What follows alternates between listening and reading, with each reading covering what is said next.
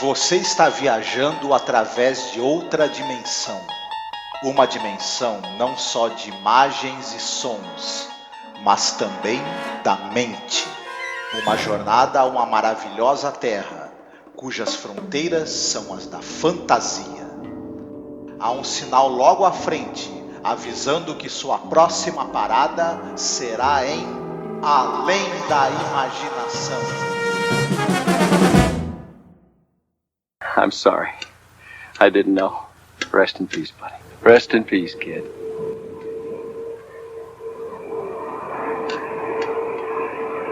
Hey, what kind of aircraft are those? Wait a minute here. What are they? I've never seen any planes like that before. I've never seen any jets. Jet aircraft?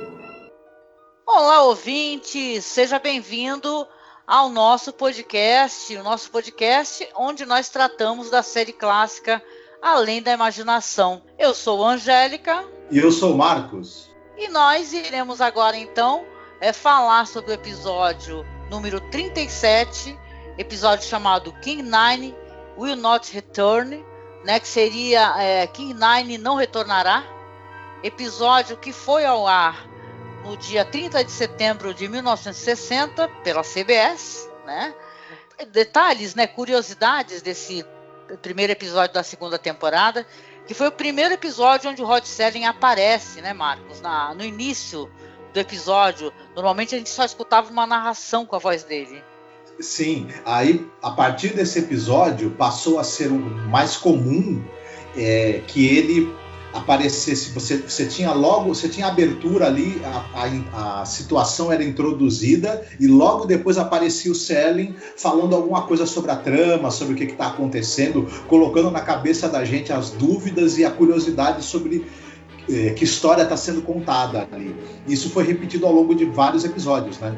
Enfim, além das famosas aparições dele no final também, às vezes dando fechamento, a moral da história, né? E lembrando pra gente que o que aconteceu foi que a pessoa ali que estava envolvida naquela história que a gente assistiu, as pessoas estavam dentro dos domínios do Além da Imaginação, né? Que é uma coisa que é tão divertida, né?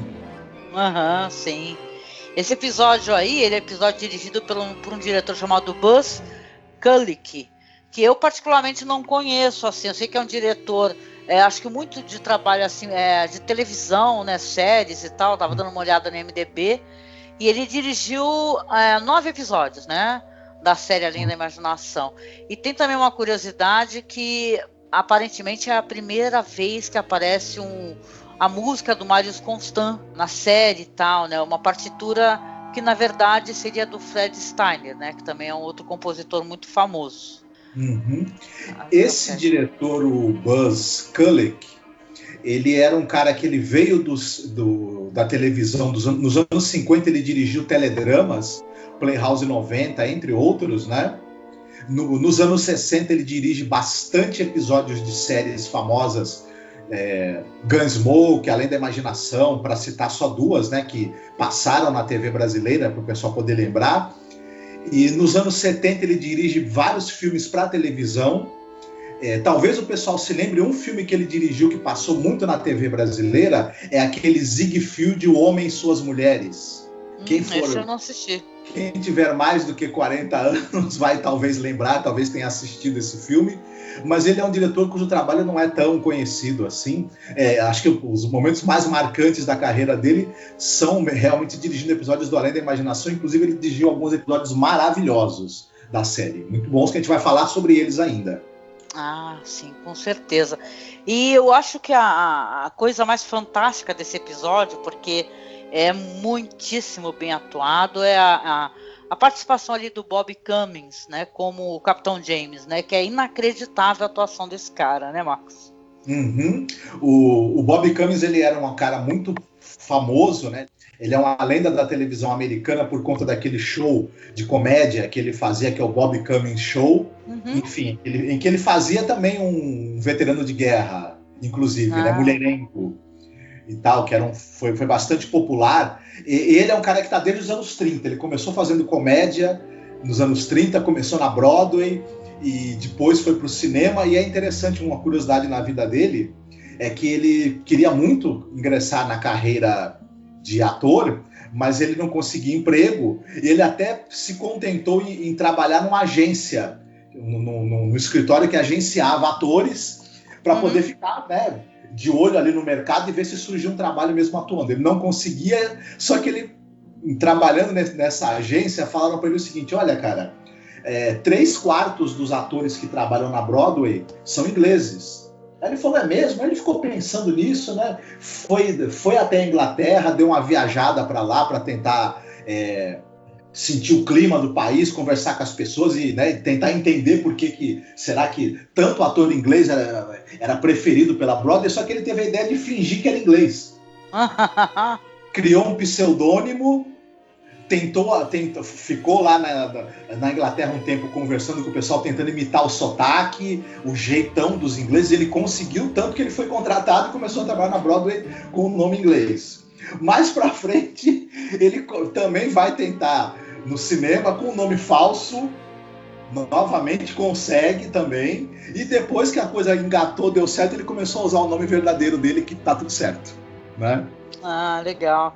Ele também participou do filme do Hitchcock, né? O Disque-M para Matar, né? Ele está acreditado sim. como ator do filme do Hitchcock, né? Eu sei que assim, é um episódio que eu, até considerando já, dando alguma consideração no começo, que eu achei que para um primeiro episódio ele é até audacioso, né? Ele demora muito para entregar respostas, etc. Mas ele é muito bem calcado na excelente atuação dele, né? Ele leva aquilo ali nas costas, é incrível, né? Tem uma narração em off também o tempo todo. Porém, as expressões faciais, né? Aquela coisa do homem enlouquecido, paranoico, né? Cheio de ilusões, né? Vendo miragens. Ele sabe tratar isso muito bem, né? Então, acho que o episódio talvez não seja um dos episódios mais queridos, né? Que entram em todas as listas, mas ele é muito interessante. Eu vi muitos méritos no episódio. Ele tem uma grande atuação mesmo do Robert Cummings, como você falou, e eu acho interessante que ele começa a segunda temporada meio que dizendo para o público: olha, os que foram os nossos valores maiores na primeira temporada vão continuar. Então são histórias que dependem muito, na verdade, dos diálogos, do que é falado, né? Vamos continuar tendo histórias que deixam você num suspense para depois te dar aquela virada, né? E você vai descobrir que não é o que você estava pensando. E também é uma série que ela confia 100% e muito o peso está sobre o ombro do ator, né? Que ela depende muito e nos episódios a gente tem muitas vezes essa coisa de ter uma atuação que se sobressai ali. Que o Rod Serling tinha esse histórico, né, de escrever teledramas, então ele dava uma grande importância para a atuação. Então acho que essas coisas que foram características da primeira temporada vão continuar na segunda, né? Sim. Não, e detalhe, o Robert Cummings também participou daquela série famosa do Rod Serling, que é o Playhouse 90. Ele também está acreditado, né? Então ele já era uma figura ali conhecida do Serling. Tanto o diretor do episódio dirigiu vários programas do Playhouse 90, quanto o Robert Cummings também esteve atuando. Então era gente conhecida, né? O Rod Serling estava numa festa boa com gente conhecida. Sim, com certeza. Mas, Marcos, fala pra gente um pouco sobre a sinopse, conta a história pra gente do episódio, pra gente elencar aqui o que a gente gostou mais, achou mais interessante, depois fazer as nossas considerações, nossas recomendações, né? A coisa nova que a gente tem nessa temporada aqui de Além da Imaginação é que a gente vai, além de fazer alguma recomendação, a gente também vai tentar escolher uma música no final para tocar, né? E detalhe, é só para quem assina pelo feed e tal, escuta o áudio via podcast mesmo, né? Porque o YouTube, ele, claro, não permite colocar, né, música por questão de direitos autorais. Mas no podcast é um pouco mais fácil da gente lidar com isso. Então vai ter sempre uma música para você que está acompanhando a gente pelos podcasts, né, em áudio. Aqui pelo YouTube, se você conhecer o nosso trabalho, dá uma acessada no blog e escuta a música final que vai rolar lá também, tá bom? Uhum. Nesse episódio a gente acompanha o desespero do capitão James Embry. Ele comanda um bombardeiro B-25 chamado de King Nine, é o nome, o apelido do avião. Ele estava numa missão que ele parece que ele ia fazer um bombardeiro na Itália, porém quando eles estavam sobrevoando algum local da África, eles foram atingidos e o bombardeiro cai no deserto.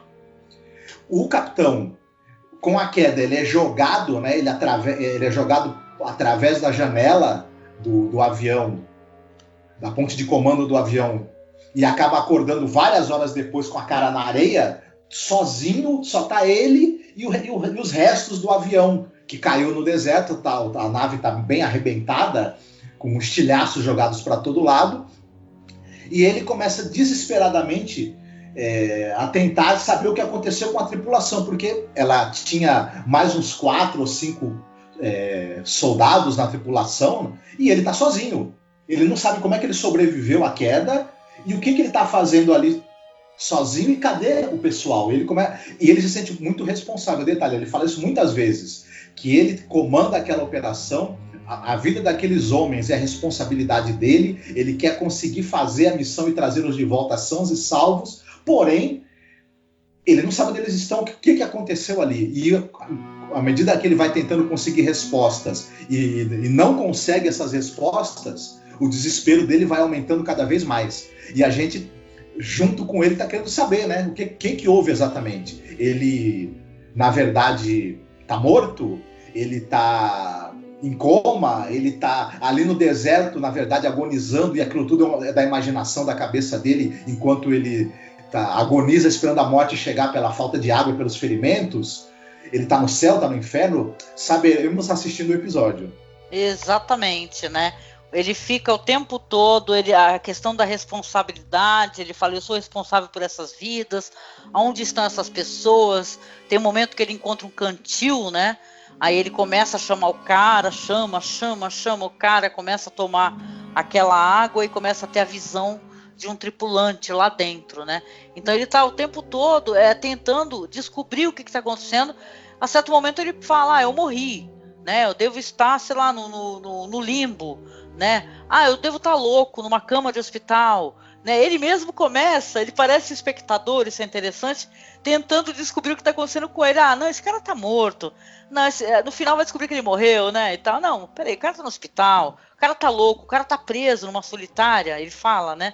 Então é interessante que isso tudo com uma atuação muito interessante, né? Porque ele vai da risada ao choro, né? Do sorriso ao né? É interessantíssimo a face dele, né? Muito legal como tem esse cuidado assim de ter um bom ator, né? Alguém que vai segurar a peteca mesmo, né? Para não deixar ficar coisa chata, né? Desagradável, né? Cansativa. E uma curiosidade, né, que essa história é uma história baseada na história real, né, do bombardeiro B-24 Liberator, Lady Be Good. Ele desapareceu, né, o avião e toda a tripulação caíram durante a noite no deserto da Líbia, depois deles ficarem sem combustível, enquanto eles estavam retornando de uma missão na Segunda Guerra Mundial sobre Nápoles, na Itália, né. No episódio, a sepultura que vai ser encontrada, né, isso já é um spoiler, de um membro da tripulação, ela é datada de 5 de abril de 1943, que é o dia em que o Lady Be Good sumiu, né? Foi perdido, sumiu, e depois foi encontrado somente em 1958, né? Os corpos da tripulação, que são 8 pessoas, foram descobertos em fevereiro de 1960, né? E o 8º tripulante foi encontrado apenas umas semanas antes do King Nine ir ao ar, né, no caso. Então é interessante que o Serling, para quem conhece um pouquinho também sobre a trajetória dele, ele é um cara que ele também esteve na guerra, na Segunda Guerra Mundial, né? Então ele realmente tinha uma bagagem, ele gostava de contar a história de soldados, né? É curioso isso daí, né? Ser baseado numa história real e tal, e ter todo esse drama, né? É um episódio que ele não se propõe a discutir, talvez, essa questão da da guerra e tal, e sim de você tá preso, tá perdido, né? Não sabe onde é que você tá. Eu gosto bastante, eu gosto do final, né? Já trazendo o final para a questão aqui, até para te perguntar a tua opinião, né? Porque a gente vai ter todas esses questionamentos dele, essas miragens, ele achando que tá louco o tempo todo. No final ele descobre que ele tá, sim, numa cama de hospital, né? Que tem ali uma enfermeira, que tem médico, tem uma outra pessoa conversando com ele. E ele tem a questão da culpa, né? Esse episódio que ele traz muita questão de responsabilidade e da culpa. Sim, a gente fica achando que é um daqueles episódios em que a pessoa, na verdade, morreu, mas pensa que ainda está viva e tudo, e a gente acaba sendo surpreendido por saber que, na verdade, o que aconteceu com o Embry é que ele foi o único cara da tripulação desse avião que sobreviveu, porque na verdade na missão em que o avião desapareceu ele não foi, ele estava doente com a febre tropical e não pôde ir. O avião que ele comandava acabou desaparecendo, ele nunca mais viu nenhum membro da tripulação, eles nunca foram encontrados e ele tem essa culpa dentro dele, ele se pune muito por não estar com os homens que ele comandava quando eles precisaram dele. Ele, 17 anos depois, se eu não me engano, ele está andando na rua e ele vê numa banca de jornal esse anúncio de que foram encontrados os restos do avião. E aí isso acaba fazendo com que ele tenha ele surta, né, passa mal, e aí ele tem esse delírio no qual ele conseguiu reencontrar ali a aeronave dele no dia em que ela caiu, né? No mesmo dia. É um sonho, né? Porque ele conversa com o médico, os médicos estão conversando ali perto dele, né? Que ele está sonhando, né? Então ele teve um delírio, uma visão, mas é muito assim um sonho, parece que ele está sonhando com tudo aquilo, né? E a gente entrou na cabeça dele por esse período aí, desse sonho, desse pesadelo dele, né? É muito legal, porque além da imaginação é isso, né? Você tem ali eles conversando, aí depois eles saem da sala, saem os médicos e tal, a enfermeira. Aí, aliás, chega a enfermeira com a roupa, né? Fala, aqui tá a roupa do senhor James Embry e tal. Aí, quando ela mexe no sapato dele, tá cheio de areia, né? E o episódio todo se passa no deserto, né? Quer dizer que, então, ele esteve lá, né? É além da imaginação, então deixa... né? Será que ele atravessou um portal em algum momento, né? E conseguiu realmente ter respostas para o que aconteceu, né? Porque é muito interessante como a série constrói isso daí, essa questão dele falar da responsabilidade, que ele depois conversando com o médico, ele fala, eu dei para trás, eu fraquejei, era para eu estar presente, né? Claro que se ele estivesse junto, ele ia também ter morrido, ter desaparecido, né, e tal.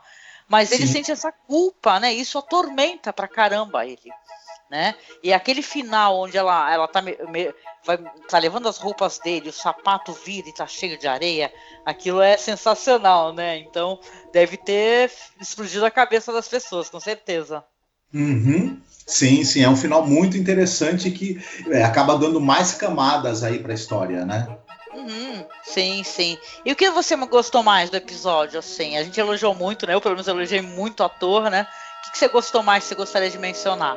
Eu gostei muito do plot twist que a gente tem no final, né? Dele fazer a gente manter a dúvida até quase que o final do episódio e ainda plantar mais uma dúvida na gente no fim, quando a história já aparentemente se resolveu. Então eu gostei bastante disso. E além da atuação do Robert Cummings, que eu acho que ele tá excepcional também. Tá muito bem. Então eu gostei bastante do episódio.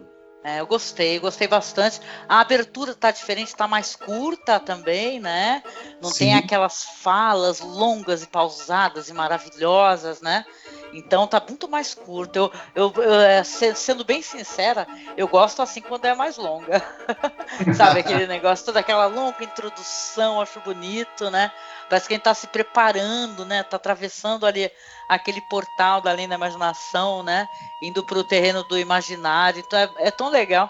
Mas tudo bem, né? Porque as coisas vão se transformando. Essa abertura ela vai se alterar bastante, né? Até acabar a série. Sim. E é isso. Você gostaria de recomendar algum filme que tem essa relação? É que na verdade eu vou roubar um pouquinho e eu vou sugerir 2 filmes para as pessoas.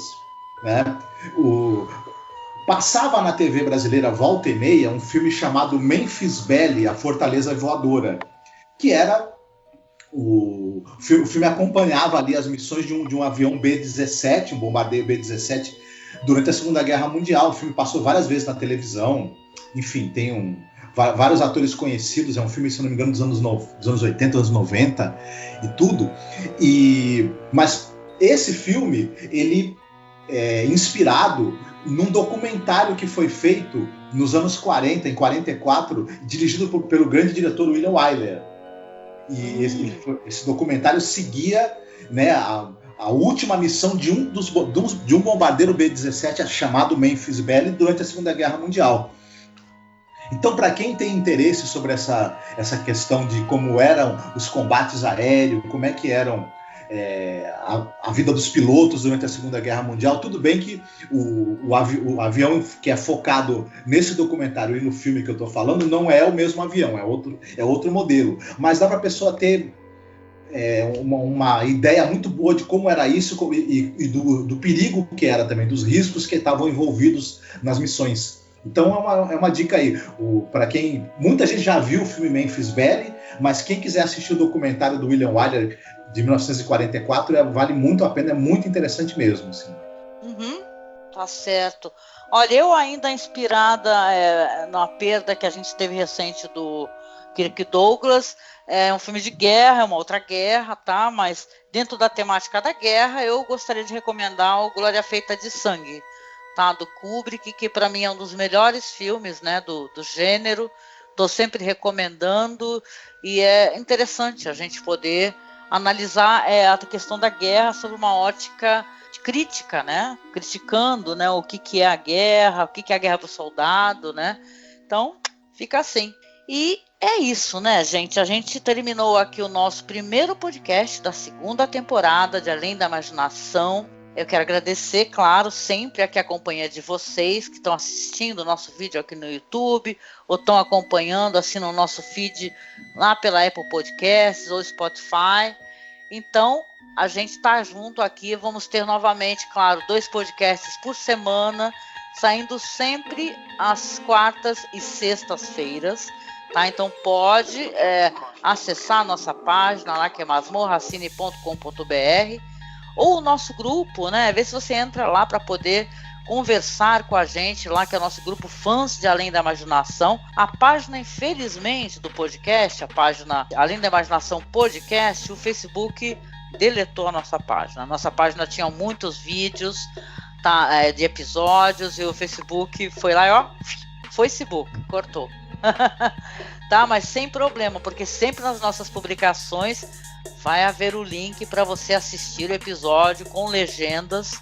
Então você vai poder assistir o episódio e depois escutar o podcast, né, Marcos? Isso, ainda bem que o Facebook ele derruba todas as páginas que tem discurso de ódio, que tem não, só que não. A mulheres, a negros, a homossexuais e a minorias em geral, né? E ele não derruba só o pessoal que faz divulgação de cultura, né? Ainda bem que ele tem essa consciência e ele também não fica vendendo as informações das pessoas que tem perfil no Facebook para empresas inescrupulosas. Ainda bem que ele não faz isso, né? Pois é. É isso, gente. Então a gente deixa aqui um abraço apertado, um beijo. Né, Marcos? Quer deixar alguma mensagem aqui no final do primeiro episódio da segunda temporada? Fiquem bem, se cuidem. E é isso, queridos. Fiquem aí com a nossa música final. A gente vai começar a brincar de deixar a musiquinha no final. A primeira escolha é minha. E eu escolhi Dream On, do Aerosmith. Tá bom? Beijo e até o próximo podcast. Tchau. Tchau.